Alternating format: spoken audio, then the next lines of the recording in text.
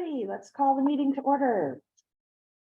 Good morning. It is 8:34 on Tuesday, August 8th, 2023, and this is the meeting of the Sandpoint Arts, Culture, and Preservation Commission, and we are now called to order.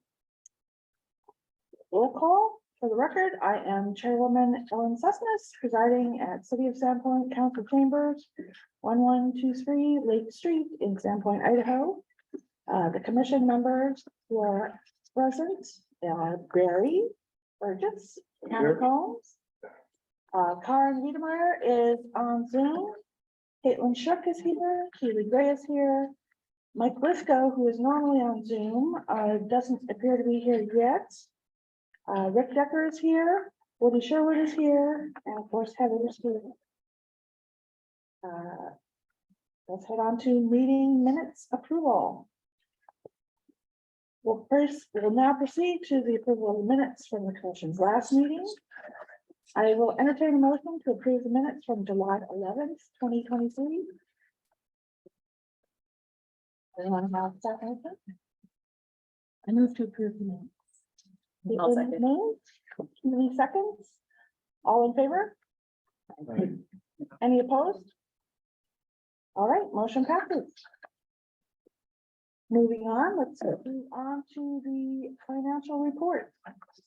So normally we have the SURA numbers here, but we don't have them this morning, but we'll work on it and get that out to you in an email later.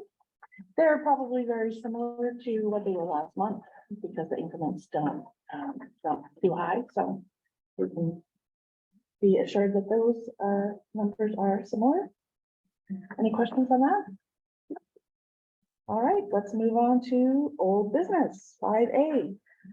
And Heather is going to give us some updates on our community grants. Perfect. So we just came to a close for the final report for NEA art applicants or recipients, excuse me. And we had two that closed out, LPO Repertory Theater and the YMCA. And we're just taking that through administration right now and looking at all the narrative and so forth. So that's a really exciting thing to get to that point. And then I'll start working with our grants procurement officer to work on the closeout on our end for that grant. So it feels good. It's been a year now. So lot to celebrate with that one. And then the Idaho Commerce Grant. So the last time I spoke to Lauren and Josh, so again, this is the re-roof project for the Canada matching funds through the Idaho Commerce. They were starting to work on the roof, and Josh was just going to communicate with me when it was done. It should be closing out soon. I think it is done. Perfect. And I think we all heard there's going to be some change of leadership there. So I'm going to immediately be speaking with Lauren and Josh on what we need for closeout before they leave. And they're so delightful to work with, and I hope the change is really positive for them, although I know we're all sad to lose them. So that's everything for those two grants. Does anyone have any questions on the update? All right, then let's move on. We'll move on to 5B, which is the Community Enhancement Grant status update. So I, as you know, submitted that grant, and that is through SHPO for digital technologies for our preservation resources. And I actually sat down with Rick and we talked about the technological world, and it was really great. Rick, you helped broaden my scope of understanding that. And we looked at GIS ARC story maps and all the abilities. And so even before I hopefully get awarded that grant, I'm looking into what we need to be able to achieve that. So it's going well, and I'm so excited. That's going to be a huge win for all of us to be able to have those resources online. Very good. Are there any questions on that? Thank you both for working on that. It is going to be a great resource. All right, then moving on. Let's talk about 5C, our team projects. Perfect. I just wanted to open this up with that email that I had. I'm just gonna let that ride. That I had sent all out to you with the breakout of the teams. Originally with the project teams, they were created because we need to adhere to open meeting law, which means we can only have 4 people. And I think for me, that's one of the greatest challenges with cities, but I understand why they do it. So keeping that in mind, these working teams will always be communicating back to the main commission. This general commission will always be making the final decision and the full recommendation. So know that if you're not on a team, it doesn't mean that you're not going to be a part of the decision-making process. It's just more the teams will be the vision for the nuts and bolts. So I just wanted to kind of run over each team, and we've seen a lot of success with the teams already. The historic preservation team meets every Monday, and that team decided they wanted to meet on a weekly basis because we had so much work that we are doing. And I presented this to you all before, but this was a nice little preservation plan that has all the preservation actions kind of in a timeline. So there's the preservation team. And then I went ahead and created different planning docs for the other teams. So the culture team will be, when we talk again about culture, it's our community culture. So a lot of that's the historical storytelling. The Cultural Collective Campaign is a program under the culture section, but it's also working on building relationships with the tribe and understanding what their needs and desires are and helping to implement that. So this was a little guide on some moments that I've seen opportunity with working with the Kalispel tribe. And we'll go into that a little bit furthermore in detail once we get closer. But again, there's some connection opportunity that's been identified. And through that connection with them, we all have talked about this holistic moment where we're activating all the different organizations to be included in that.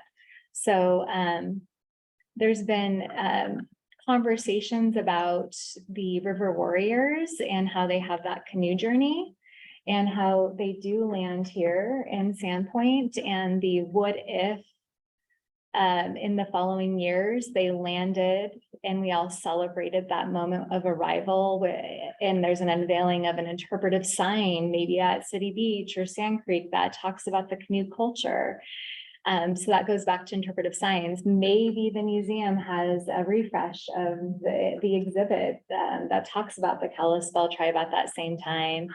And then we unveil this amazing art opportunity that reflects the tribe downtown using Sura dollars. And then we do a big powwow going back to what was done at Lakeview Park years ago. So these are just the what if moments, but I love that we are a combined commission overseeing all those areas, and it's always so beautiful how those work together, and we can include the whole community on that moment.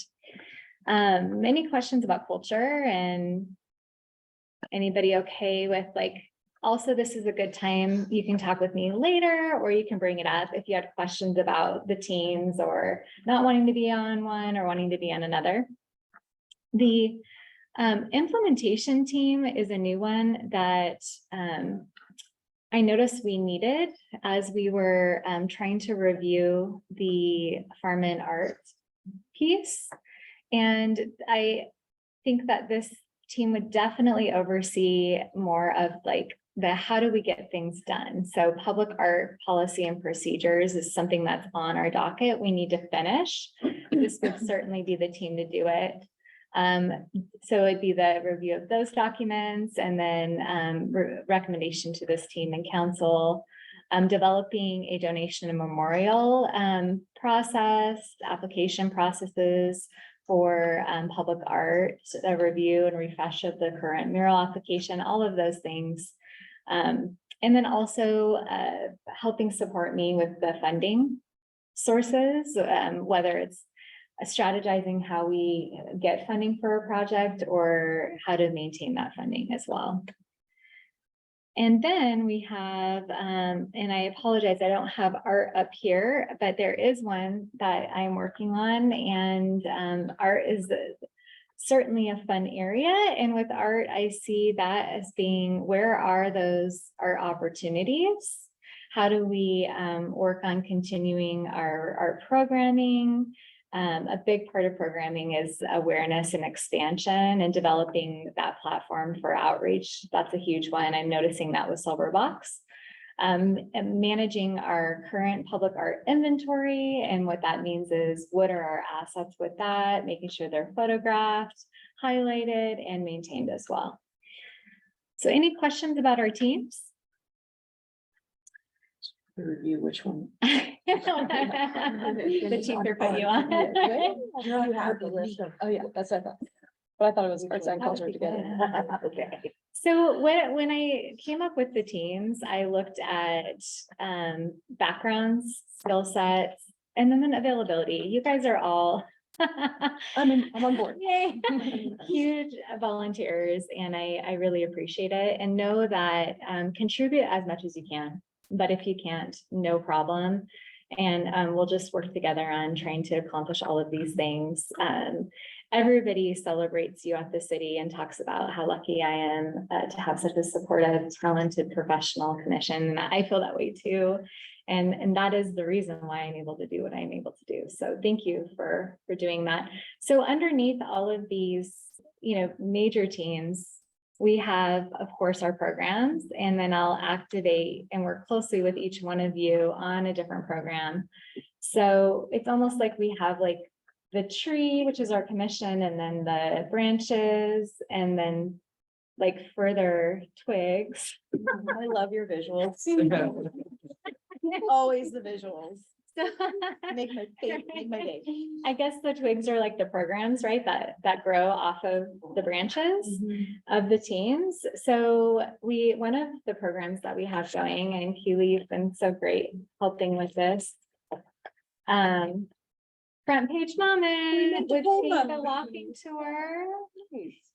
So that was really great, and love to have that front page ink moment.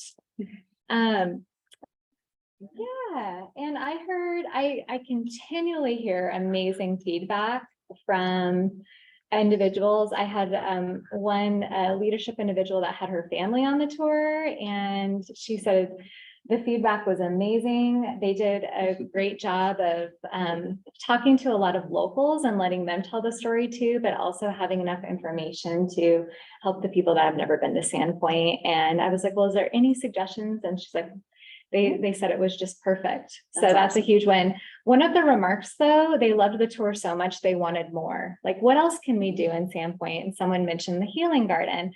So I don't think it would be that difficult for a document to be made, or maybe Chamber has one, or you guys know of a resource where there's just other things to do. So that's something that would be kind of fun to possibly develop. I could probably bring our visitor guides, Perfect. which is like, yeah. Love it. I Yeah. figured it was already done. Yeah, we print 70,000 of them a year, Oh, so. Fabulous. Yeah, We would like to distribute those. So I got boxes, I'll bring them back. so we'll have like the pamphlet and the guide. I feel like there's more outreach that needs to be done about the tours. And when I did programming in the past, I've noticed that if we can target groups, we have a guaranteed audience. So I've thought about, how do we do that? I've also started working with hotel managers on our offerings. And so I'm looking forward to continually building that. And I'd love to talk to our team on how, maybe do a little brainstorm session on how we can, or the full commission. But we've been getting an average of like 10 to 15, but I'd like to see more like 25 to 40. Considering, but there's so much going on, which can be great, but also compete too. So And then it's been so hot too. That's what I That's hear true. on the street downtown. It's Saturday Right on was the a street. perfect day because it was overcast. One thing I will add, Heather, for feedback is Yes. Michael shared with me that having a museum volunteer was invaluable. Like he said, Love it. it was that, if he had one suggestion, it would be that Okay. if we could team up with the museum and get somebody from there, it would be incredible because the volunteer was just a wealth of knowledge and Michael and he played off with each other really well. And so I think it's kind of like having the perfect pair. charisma of like having Andrew or Michael or, you know, one of the actors kind of be the entertaining portion and then having that really brain person that knows the facts and can list them out in Love really, that. really fun ways. So I did present that idea to our board at the last board meeting and they were absolutely on board with the idea of Oh, fabulous. proceeding with collaborating Okay. next year, so. Oh, I love hearing that. And I'm working closely with the Parks and Rec Department on programming, which I'd love to chat with you guys furthermore. Jason is developing documents that talk about partnerships and how that looks and where financially too.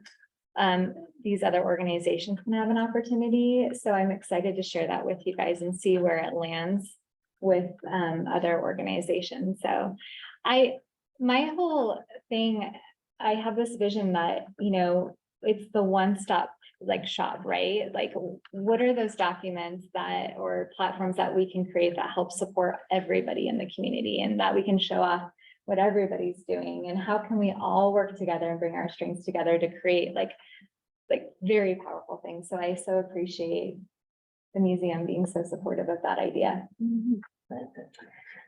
So I'm going to surprise the historic preservation working team. Okay. I'm going to reveal. Dun, dun, dun. Do you mind if I start it off? Sure, go for it. Okay, perfect. And also know I've been like heavy in planning, but I've been balancing a lot of different things, but I'm creating project scopes for everything. And I'll present these to you guys. And yes, in fall, I'm just waiting to hear back on confirmation of funding. And then what I'll do is I'm going to take all this information and put it into one document, that website page that we use here. It's called like ClearGov. And I can create like stories and click throughs on like what we are doing, what are our projects, how are they funded. So know that that is in the works. It just gets kind of bumped around with everything that we're doing right now. Okay, so you guys saw the pattern book that the Historic Preservation Commission is working on. And I believe I spoke to you briefly about the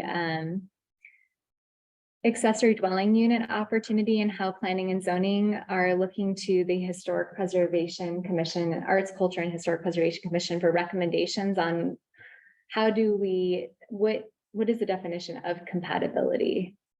And so our team has been working on defining that. And we came up with this document that I'll be presenting in the next planning and zoning meeting, which is on the 15th. And this is our opportunity to be able to accomplish a lot of our preservation goals and our master plan, which is really exciting. And the big thing though is that we stay high level and we talk about the importance of history, why we preserve, and every moment that I'm bringing to you has a historic tie to it. So we have a definite, like, this is why it's historical. So one of the things, the first question we're going to ask the Planning and Zoning Commission is, when you think about compatibility, is it compatibility to residential character? And this is a really exciting comparison for me because you have a historic home on the left-hand side, and then you have like a new build in 2000s. Both of these structures are charming. They are chameleons. They're that signature bungalow style that can metamorphosize into many different things. It fits in next to a craftsman. It fits in next to a mid-century dwelling in a new build. And so it really kind of captures all of those things. And then here's an example of something to think about when we talk about being compatible to primary structure. And something that I hear from the public time and time again, when it comes to development, people say we're losing our community character with the development. So again, we're not saying that this is not okay. We're asking them if they believe that this helps support the historic character that's in some of these neighborhoods. Again, it's not that this shouldn't exist in the community. It's about thinking about where it would be appropriate.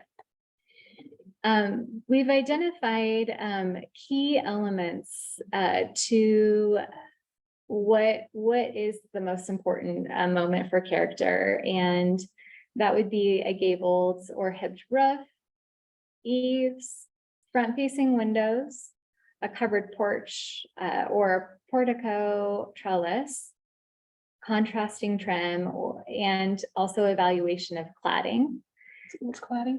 Cladding is the siding. Great question. I'm like becoming an architect historian as we speak. I'm learning as we go.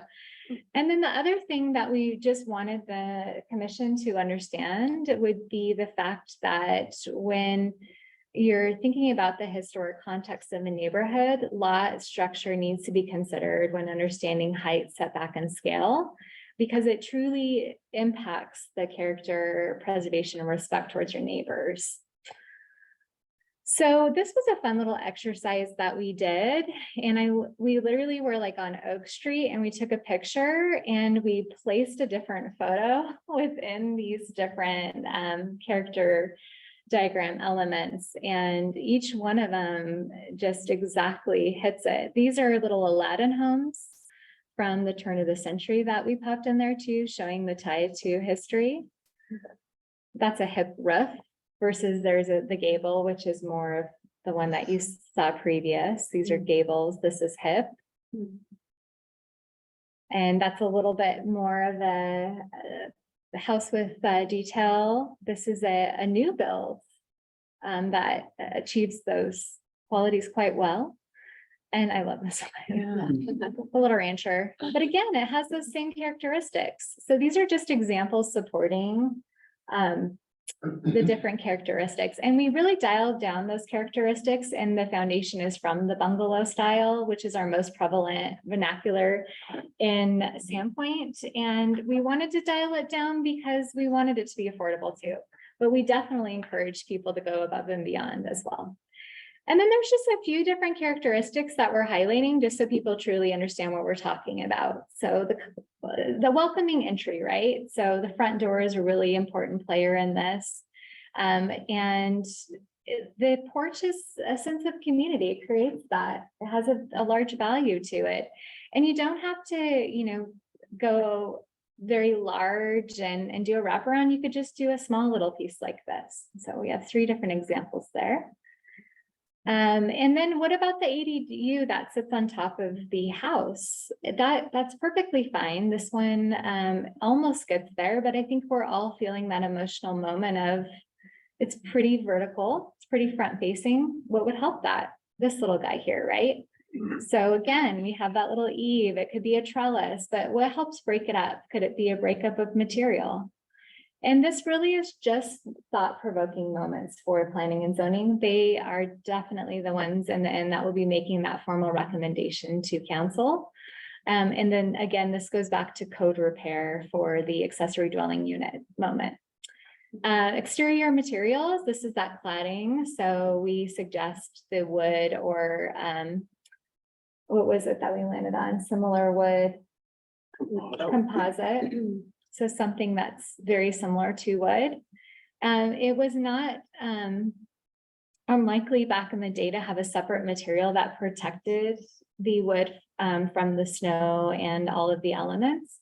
So something like this, having metal wainscoting could definitely be something to consider, but also thinking about the height and relationship to the windows has a lot of value in terms of character.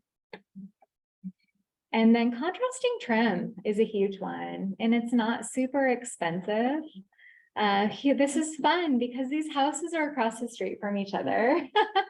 And this is a beautiful home. but we may have that moment that we feel like something's missing, and it doesn't have trim around, the trim has not been painted a different color. The house across the street has that secondary color. So it's, again, something to consider in terms of highlighting the different unique features of a home. And then we have that last consideration that we talk about with height, scale, and setback. And these are just a few examples of current builds that have kind of fueled the community that I've heard a lot of feedback on. And, you know, just wanting to understand the relationship of this building in these residential neighborhoods, and is it part of what we want in terms of character? And then you have the good news is you can have it all.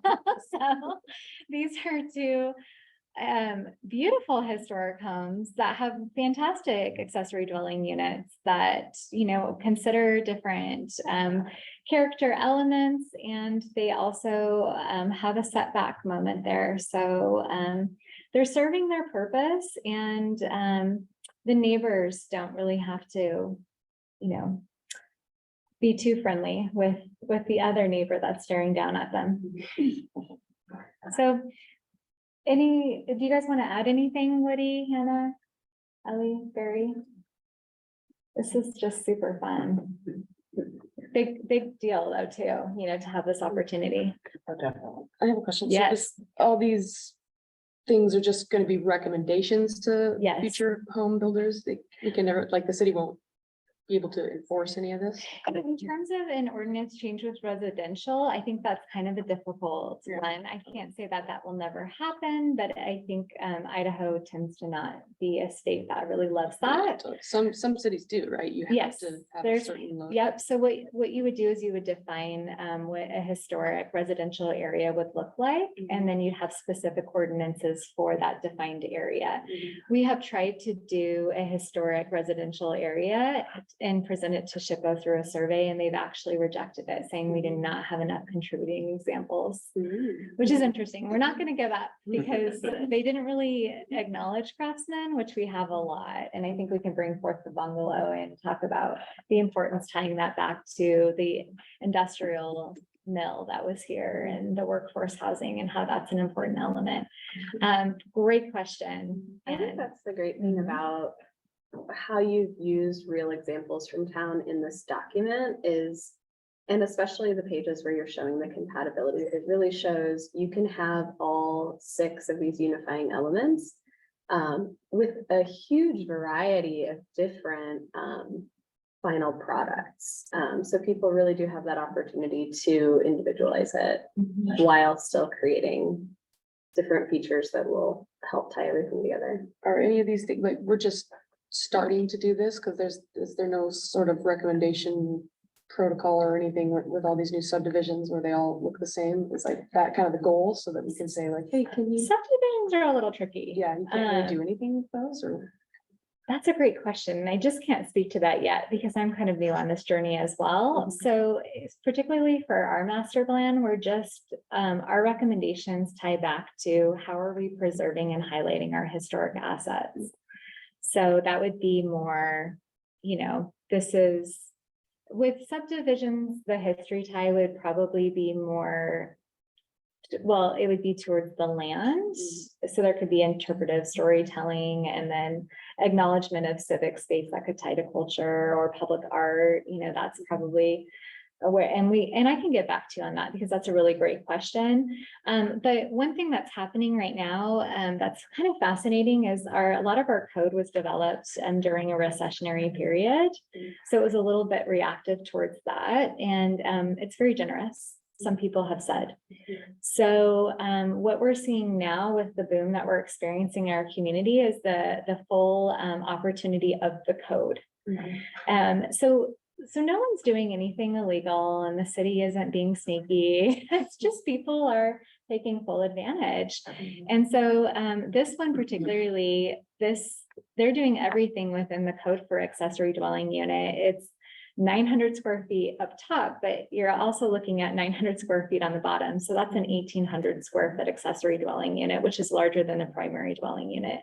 You're also looking at something that is, I believe, 32 feet. And in fact, the building height is 35 and in that zone, but when you're looking at single family and these small bungalows, that's actually going to discourage rehabilitation, and a lot of scrapes and tear downs will happen because people are going up and trying to exceed that height. So there's a lot happening with the code currently that isn't necessarily supporting preserving our little bungalows and highlighting them. And so that's where we feel really lucky to be able to have a voice and work this commission, working with that commission to help them with the large challenge of how do we allow people to have the space that they need and the income producing moment that they need, but also how do we make it fit and celebrate the community character as well.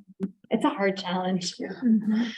Yeah, I think I'd like to put a little add on to that too for you. So Please. that, part of the challenge is that the city council went to, which I think probably is a good thing, develop these ADUs because they view them as a part of a solution to the employee housing crunch, affordable workplace housing, whatever moniker you want to put on that. And what we're trying to sort out is how can you, without getting very restrictive in terms of code writing, still try and figure out how can we illustrate this to people, the planning commission and the city council, how we can do that in a meaningful manner that doesn't destroy the sense of community that we've developed. And so that's what we're trying to figure out is what can we do here that puts this together and kind of packages it a little bit. And there are some ways on setbacks with height and stuff. Maybe you have a variable setback so that the taller the building, the further the setback is from the line, so you're not as threatening to your neighbor's property if you have one of these, super high buildings. And there's a lot of different ways to come at trying to do that, but I think that we will see some code repair. We'll probably see some sort of something come out of it if you want to protect this aspect of your community, because there will be some people that would just look at this and just go like that, and go, this is what I want to build. And if you don't have some manner to bring them kind of to where you want to get to, you're probably not going to get to that point. I think we're all about finding that sweet spot, like can everybody win? And the planning and zoning is so excited to have extra support in the decision making. And you guys are experts at this, so wonderful to bring everybody together. Fabulous. Is there any other questions about the teams? In ideal situation, I would have packets from each team that I give you all ahead of time. So that would be the goal for me from an administrative standpoint. We'll work on that. Well, I'm excited about the implementation team because I think we've done a lot of that groundwork already. So, hopefully that won't be too big of an undertaking, just kind of going back and cleaning up and updating. Yes, So definitely. I think that'll be good. Yeah, very exciting. All right, well, if there's no other questions on teams, let's move on to 5D, which is the Silver Box program. So I'll have you support me with this, Ellie. A lot of these programs I think of them as pilots for me right now. I've never done them before and it's been quite a journey. So I see things that are really big wins for us with the programs, but I also see opportunities maybe to change it a little bit. So this round for the silver boxes, we used the cafe as a call to entry program. And we extended the call because we only had 12. We closed out at 16. It was a national call. Everybody that submitted is in this packet I gave you. Ellie and I went through and looked at, what are the pieces that meet the requirements, which really dwindled the list down. So that has to do with, size, weight, medium. We had some that were like paper and like silk knot with beads. Yeah, so these are outdoor pieces, so we need to be wary of Funny they submit. the compatibility I know. and durability, so. There was one that was pretty politically strange and different, what it doesn't really go, because it has to be neutral. And so towards the end, I hustled and I called and emailed different commissions throughout the Northwest. I also emailed galleries, so I think a few came in from that, but I think it's great that we're kind of seeing how the process goes and go from here. So I have a presentation for you up here, and I kind of kept it really simple. So the objective today would be the commission is making a recommendation of 3 sculptures to council to be installed on these boxes. Now, something we need to remember is after this meeting, the contracts and notification letters will be sent to the artists. They only have 2 weeks to install these after the contract was signed. But they're already done. This is more, they get $1,000. And it's a way for them to highlight something that they already have like in their inventory. It's kind of the purpose of this program. And some are local, and we can definitely talk to that. I'm sorry I didn't put that on the slide. And what I would like you guys to do is to rank them for me. And that way, if someone can't make a timeline or something happens, we could just go to the next one. I did look into it too, because we really don't have a large sampling to work from. If there was one artist that we wanted to focus on all of, like they submitted 3 pieces and we wanted to do a series highlighting that artist. I spoke with our contract procurement officer and that artist would get $3,000. So. Yeah, makes me perfect. Okay, so here we go. Anna Lee Harris. So these that you're showing, you've weeded out the ones Yeah. that don't fit the application. Yeah, And they should be in here. yep, but we can only choose from the ones on the screen here. And they are in here. I apologize, this document is pretty small. So let's see, Anna Lee Harris. So she's towards the last page, and she's actually a local artist. So we're like 1, 2, 3, 4 from the back. So she has a sculpture that's in front of the library in Bonners Ferry as well. She was lovely. A lot of the local artists called me, and I also cold called a list of artists that POAC gave me that are sculpture artists, and they really appreciated that outreach too. And so she was one of them, and she actually went ahead and submitted 2. She submitted 3 different sculptures. This was the only one that met the requirements due to the height. I don't see her in my packet. So it's right by Mike Habs. It's kind of, Oh, flipped. Yeah, I did the same thing. And her materials I thought were interesting: European marble, Washington granite, serpentine, and copper. Yeah, very cool.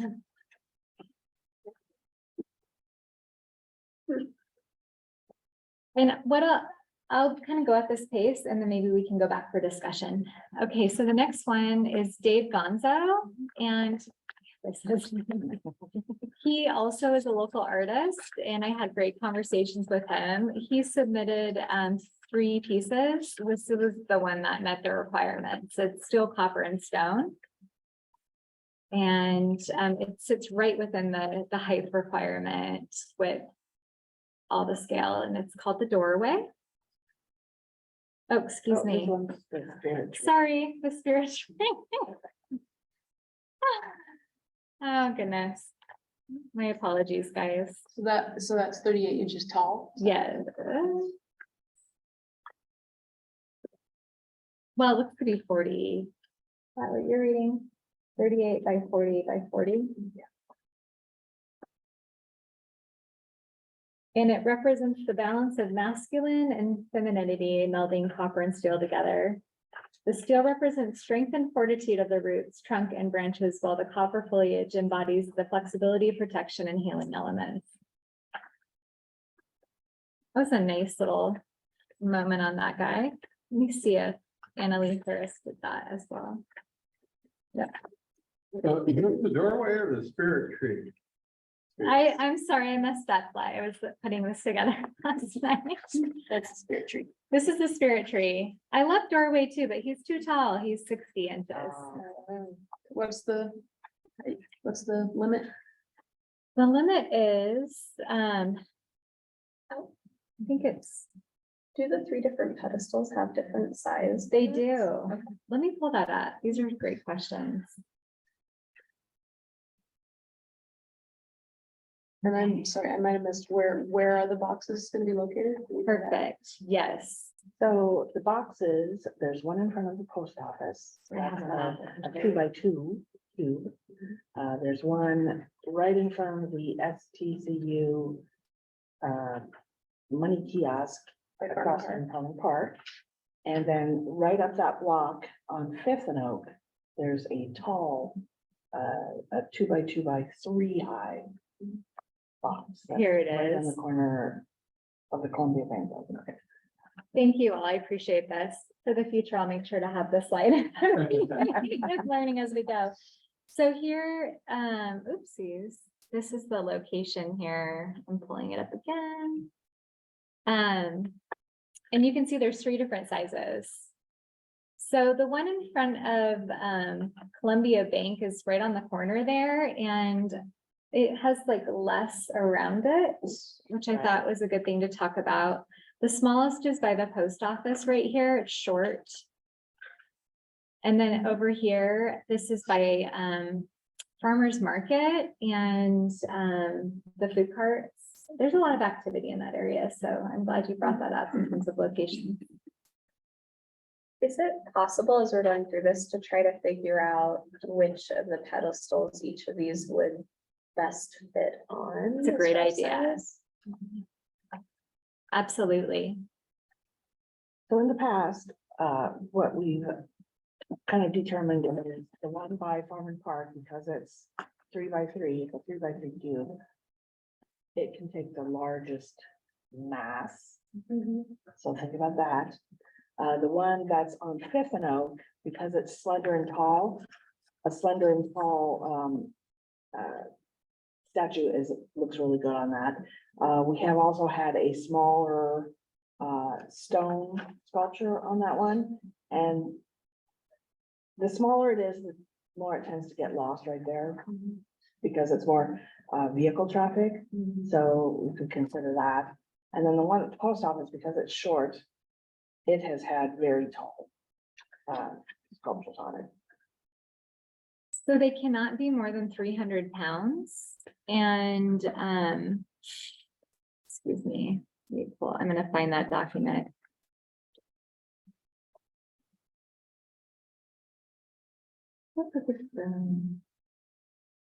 It's taking a minute to think about it. How do they secure them to the boxes? So they have to follow a template. So there's 4 different bolts, and then the plate unscrews from the box, like within, and then it comes off, it screws into the plate, and then the plate screws into the box. And I've gone and I've looked at all the boxes and they're ready to go, and I'm gonna go out and weed around the post office. I'll go help, yeah. Thank you. Take the weeding out. Austin said he'd get to it, but I think they're gonna weed, I wanna pull them. So that's not Parks property, you know, it's not the city property. So that's Well, like, it's city right away. yeah. But if we did every right I away. know. So I'm gonna be a community member out I've there doing actually it. gone and weeded around. the Have you? boxes and the wraps. Ellie, we're gonna have so much fun. Meeting. I'm gonna get my gloves out. Okay. Sunscreen. There you go. So here's the artwork criteria. So thank you all for bringing these things up too. So it has to be a 1-year contract. It can't be advertising religious, sexual content or political partisan. It has to be able to withstand the outdoor conditions. This one was kind of a bummer for me, but I can appreciate it. But it cannot be kinetic or have water feature. And this artist like that submitted had such amazing kinetic features you'll see in the packet. And I think someone would love to buy it for a garden, but that's what it is. And it has to be sealed. Let's see here. It has to arrive in the same condition. If it doesn't match the photographs, we can refuse it. So minimum requirement is 24 by 24 by 24. Maximum is 48 by 48 by 48. There was this amazing bronze artist, but she did not meet the requirements because it was too small. It was like 12 inches, right? And then again, the footprint, it has to be securely bolted to a 16 by 16 powder coated attachment plate. And I have that template that I send to the artist. So, I mean, these are pretty tight, like pretty clear requirements. So it was kind of fascinating how many people missed that, but that's okay. So was the doorway at the post office at one time? No, No? It's too tall. Oh, And I tried to fudge I talked to the procurement officer, they're like, but what if it's just, no, like, this was the call, and the thing is it wouldn't be fair to all of a sudden allow the kinetic artist because other artists didn't apply because it said no kinetic. So that's just a great thing, like when we do a call, that's the why we have to stick to that. and that can always change. If we Yes. decide we want to do kinetic next year, we can. At the time, we thought that it was too many moving parts and it could get damaged, so. so it's this picture of the doorway pedestal. So he did that, and that's, Oh, okay. sorry, that's impressive, right? I was like, he went above and beyond, and I was like, and I celebrated him for that. He, that's amazing. Okay, sorry, guys, I'm gonna go back. That's hilarious. I was like, I'm seeing a picture of it. It's already here. That is so That's an funny. artist trick. We put it in the place where it's. Can't you imagine it now? Yeah. Right, manifest. Sorry, guys, I'm gonna go back to that slideshow here. Yeah, so I think we should go ahead and go through each of the ones that met the criteria, and then once we have had a look and we can visualize where they might go, then we can maybe make a decision on what we'd like to see and where we'd like to see it. And I'm turning you and see all if it up works. Yeah. with my title here. My son was talking to me. He was like, Mom, did you make that? No. What are you doing? Wow. Trying to be a good parent. Okay, so that was Okay. spirit tree. And then we have natural wavelength. So this is Ursula Roma. She is the artist that all 3 of her pieces fit the criteria. So you'll see 3 different pieces here from Ursula. They are powder coated steel. And her description is just abstract sculpture. So there's this piece. Where is she from? Great question. These are all things I'm gonna put in the presentation next time. She is not local. Let me, That's, I mean, it's a yeah, small detail, don't worry about it. I'll get back to you though, because I can look up another paperwork. I just don't want to take away from this. But thank you. I should have had that on there. So these are the 3. So there's this friend, this guy. And so a natural wavelength, mica geometry, and after the moderns. I'm gonna go to the next one now. Patrick Sullivan. So this is a sculpture made out of Italian Carrara marble.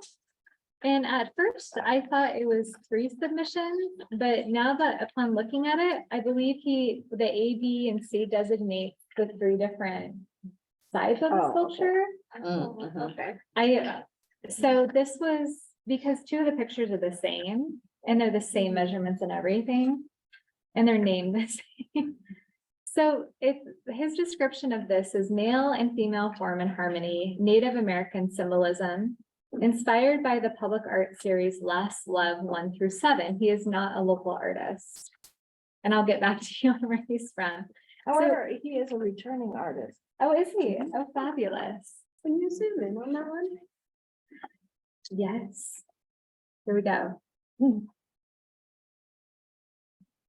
Now, when we say Native American, it'd be interesting to know why.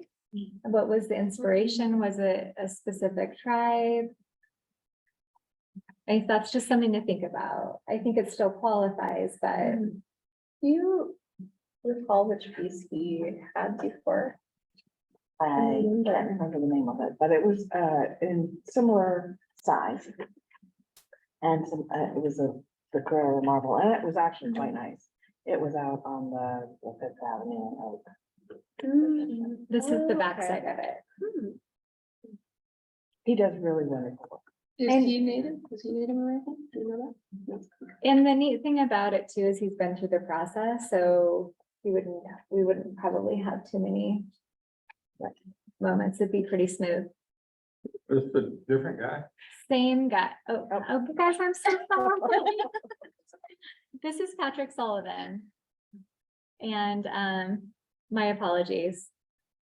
Apparently, I was really trying to be a mom at the same time. That is. The design competition went a little That's a longer. very good Yeah. excuse. Thank you. It was kind of cute because I was explaining that he was really excited about this and I was explaining like, this is a public art thing. This is how it works. All right, let's take a look at it. Okay, that's it. That's it. That's okay. it. Yeah. Oh. Yeah, this is what I'm saying, guys. So again, we have Patrick with the marble. We have Ursula, who has 3 contenders that would work pretty well, you know, on those. And local artists, the Spirit Tree. And then Anna Lee Harris is another local artist from Bonners Ferry. Oh, wow. So these are the only ones that will. That, I know. Well, that makes it a little bit easy. I tried. Yes. These are all so cool in here. I know. They are great. Well, it was hard. So I mean, it's just, that's the thing. I think that our art group needs, our art team will need to look at, like, what are our tweaks? Like, how can we improve outreach? Do we want to change requirements? You know, all of those things. I'm glad that, I think it made sense that we went through the program like we have historically and we learn every time. I think COVID's changed things a lot, though. I Yeah. think there's new platforms that are out there. So the last time we did this was before COVID, so it was in 2000. Yeah, I think so. We'll pick our choices today, but going forward, I think we should set aside some time to really go over the procedures and the call again, if and when we do it then. Just putting it out there. It seemed All very right. clear. I don't know what we could change to get more. I think maybe working closer with our artists even, Yeah, like right. building those relationships, right? Our local artists and figuring out like how to improve that, or the Northwest or other galleries, building that relationship maybe, or other commissions. Absolutely. I think just this will increase awareness of it too. So next year we'll get more. Will it say something on this? Yeah. Great question. They get a little, it says a plaque, but I think it was a sticker last time that talks about the artist, the name. I'll have you guys proofread it. What do you want?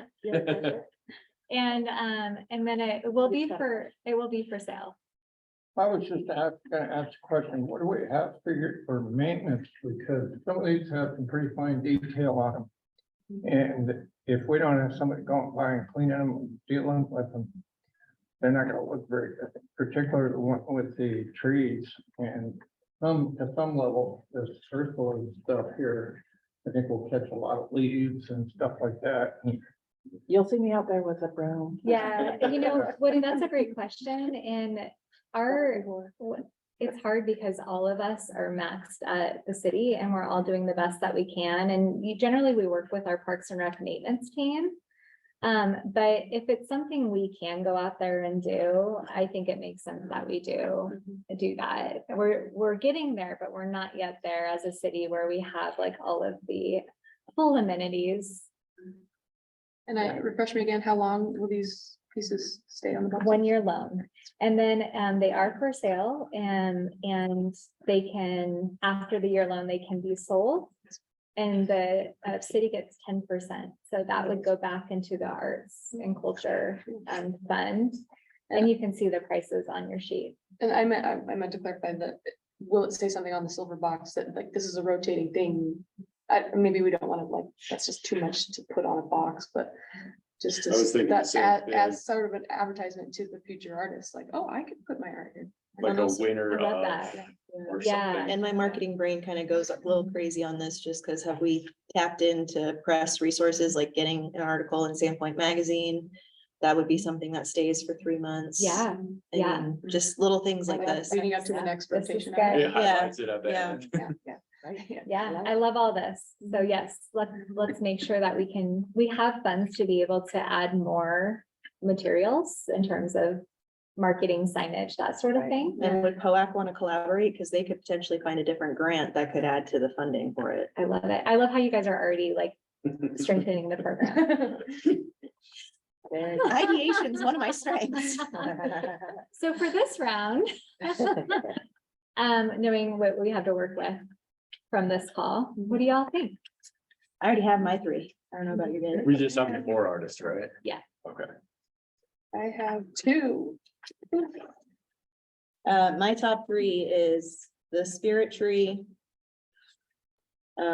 Ursula's Micah Geometry, and then Patrick Sullivan.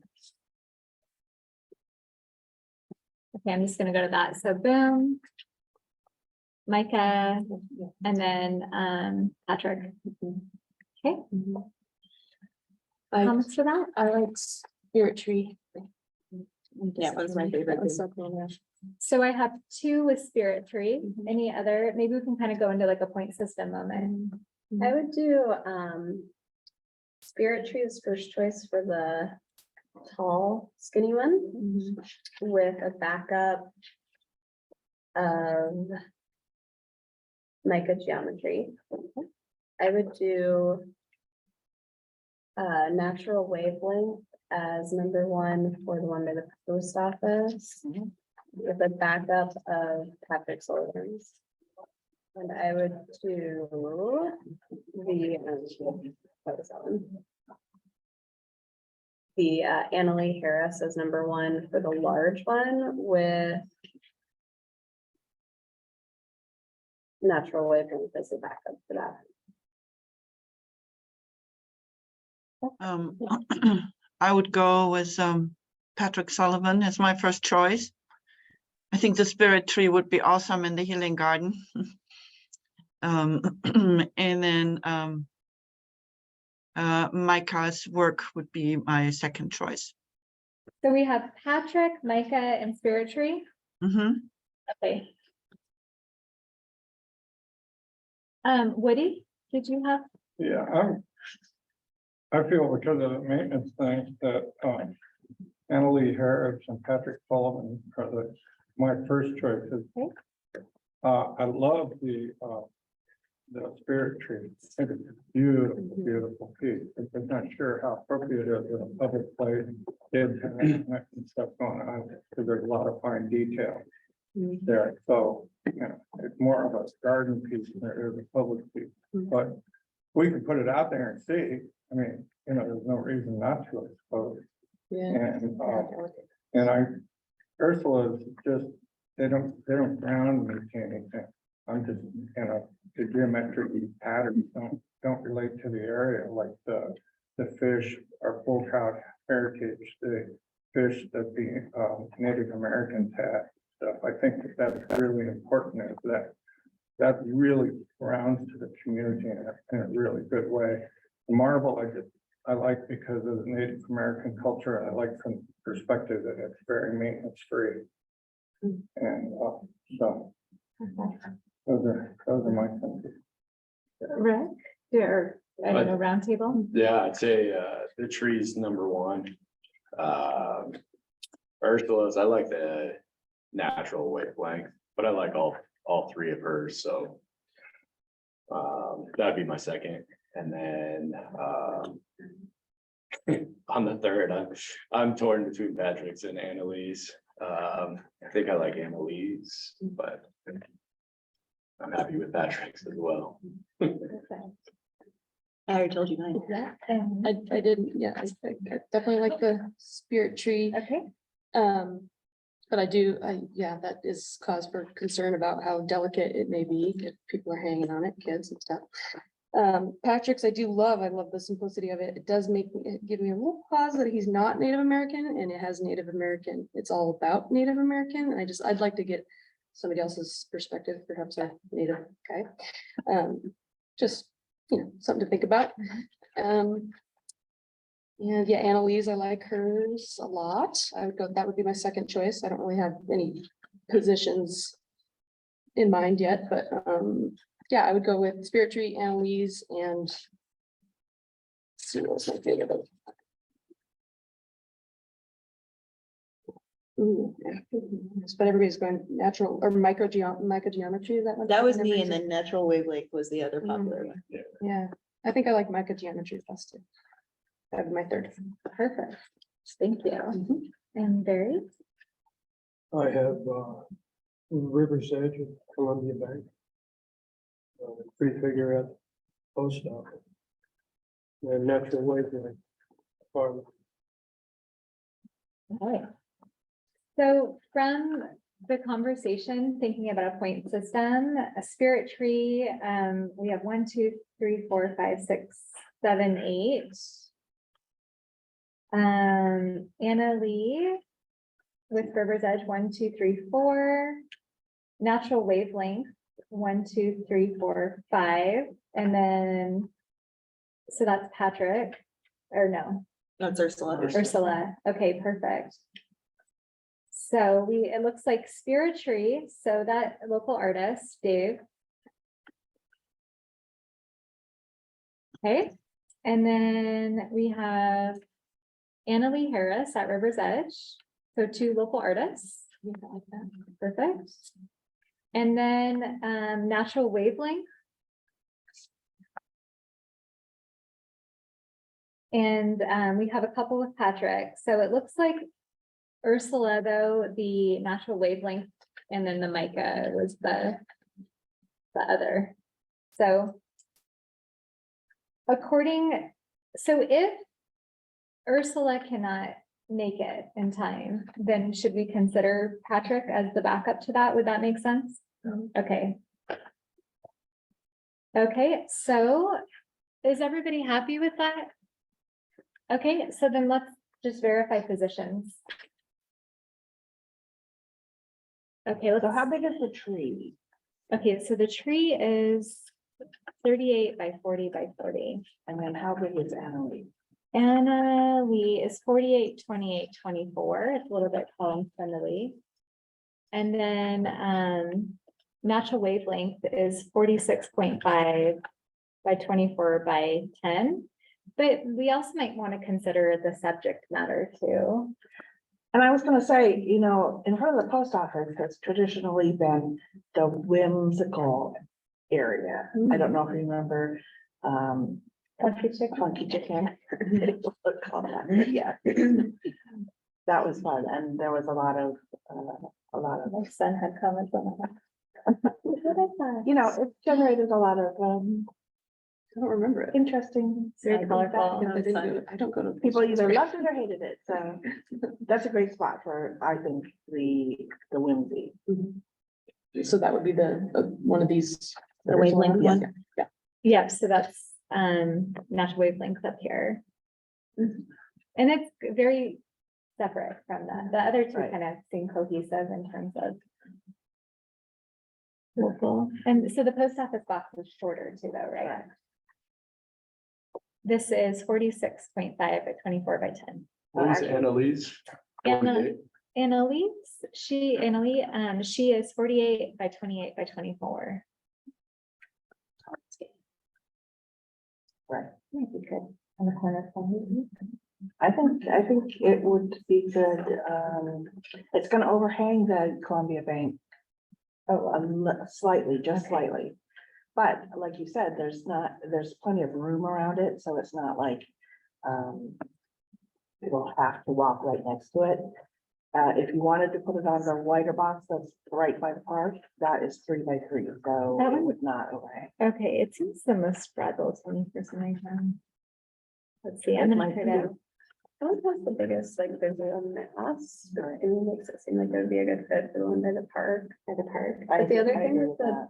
with the one by the park, I try to think about is, with the farmer's market, that one has people close to it a lot, so just being cautious about any edges that might be at like head height. I Right. don't think this would be an issue, but Yeah, that would hurt to scratch your head on that wing. I don't think so, that's tall enough, so remember that the box is 3 plus another 4 feet, that the bird will be 7 feet out, so. that's good. Very rare that a 7-foot person would Sure. fly. And plus the box is 3 foot wide too, correct? You're right. So there would be nothing that would be overhanging the edge of the box. Absolutely.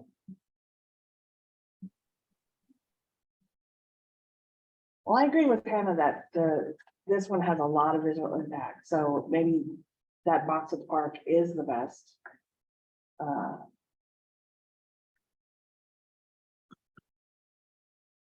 The park post office and then corner.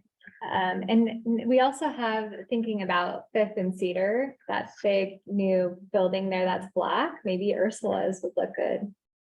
By that. That's good visually. Except that, The big new condos? Yeah, Oh, yeah, oh, it would be across that. absolutely. Yeah, it's just across the street right there. on the because corner. that's on Fifth though, you get more vehicle traffic that way, Mhm. you're not gonna be able to see it against the black windows of the Columbia Bank. Mhm. That's one Good complaint point. that we had Oh, yeah. about having the small stone sculpture there the last time, the eagle's head, it was very small and you couldn't see it. I feel like the tree would translate there Yeah, I think I agree.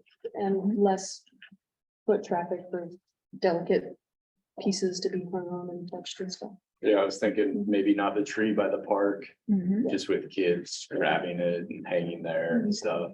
Yeah, even though it would go the best at the park. Yeah, so are we all kind of thinking the tree but at the Columbia Bank area? Okay, I think that's the tallest pedestal, right? Right. So that one's kind of nice for things that you want to be able to look at the details of those, because it's close to the islands. That's what goal. so we have that slotted then? Yeah. Spirit tree at the Columbia Bank one. Okay, so then we have the post office and then the park, and then we have the black natural wavelength, and then Annalee Harris's tall River's Edge. I think River's Edge probably work at the park. And I think the whimsical, Ursula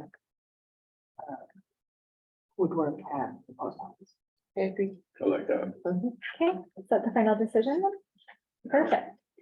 So I think what I'm gonna do for council, for the recommendations, I'll do similar, but I'll expand like the background of who the artist is. I'll show the location. Have a picture of the location. Yes, We could do Photoshop. yeah, let's ask Dave. Wait, is it already out there? And then any additional like information that the artist has said about the piece, like Dave had a really strong messaging behind his, so. And then I'll go ahead and contact the artist to make sure that this is viable for them. And then, And Patrick will be a backup. yes, Patrick is back up. You guys are amazing. I learned a lot and I loved the conversation about that we had as well. So that was really great. Thank you all so much.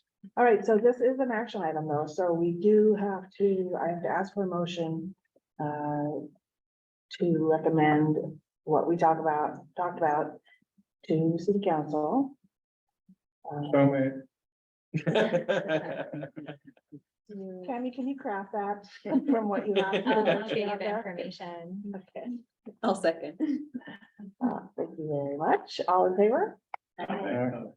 Any opposed? All right, motion passes. Fabulous. We have a recommendation. We're so here efficient. for the city solar boxes. Is that the first recommendation to council? For the art portion Yeah. of this, yes. Public art. And we talked about different programming that we've done, but yeah, this is. Recommendations. Yes. Some- Yeah. Thanks, everyone. That's fabulous. Yes. All right, so if there's no further questions on the solar box, let's move on to 6A, which is our around the room commission and general staff announcements. And Heather has an update that she wants to add here. Yeah, I just wanted to, I sent you all out an email about the design competition, which is beyond exciting. So I wanted to show you all how to get there. So you have that link and you can give that link separately to anybody. But I'm on the city website right now, sandpointidaho.gov. And if you go down below here, under news and announcements, I believe they're also going to make a button, but you click here. And then it's really great because it shows all the detail of the different teams. And then right down here, and then also the presentations to the jury is up here. But you have A, B, and C here. And Jennifer was commenting that it's really important that our commission looks at the design report in detail. The reports are like over, they're like 50 to 100 pages. It's a great, to have all of the design boards, but the detail truly is in the reports. And I really, really encourage you guys to comment under the public survey here and spread the word to individuals. We all want that public comment. It's really important. Public comment will, along with like jury decision, technical advisors will steer according to how that plan ends up being shaped and also the priorities of what is to be done. So if you see that historic preservation isn't strong in there, then you make sure to put those comments in there of what you're looking to see, what you like and what you don't, all of those things. And those comments would be as community members, not as commission members. That's correct. And then we have all these beautiful boards here that the teams put Are together. all three teams in here? They are. So, take time to look at those. And then there's all different public engagement opportunities. Jennifer and the mayor were down at downtown on Saturday, and they were scheduled 8 to noon and they were there till 1. boy. And there were over 400 people. It was incredible. Lots of great questions, lots of positive feedback. And I think once you see it, you really understand what a great opportunity this is for our community. And then I'm working on my technical notes in terms of our areas, which will be downloaded to the jury. And then the jury will look at that viability of each plan. But it's pretty exciting. It's a lot to digest, and each one kind of focuses on different things. I read a lot of the narrative in the packets. There's a lot of information there, and you do have to sit down and delve in, but it's They were really fascinating to look at. I was trying to remember back to the original goals the city set out for them in terms of architectural recommendations. Were they pretty much prompted to just consider that in terms of the 8 or 9 different consideration points the city set forth? Yes. Okay. Well, so in our master plan, and I was going to pull up the manual, but it would be easier just to talk about it. In our master plan, we talk to having understanding different design recommendations that celebrate the historic vernacular and preservation with an ordinance change. So those were things that I spoke to because they're supposed to weave all those master plans together. And so key things out of our master plan was ordinance change, design review for downtown, having a different understanding of that, public art, placemaking, branding, all of those. And so just as a reminder, this will be one plan will be chosen. And then there'll be a workshop period for further viability, and then other moments from different plans will be able to be included into the one, which is really neat. That's great.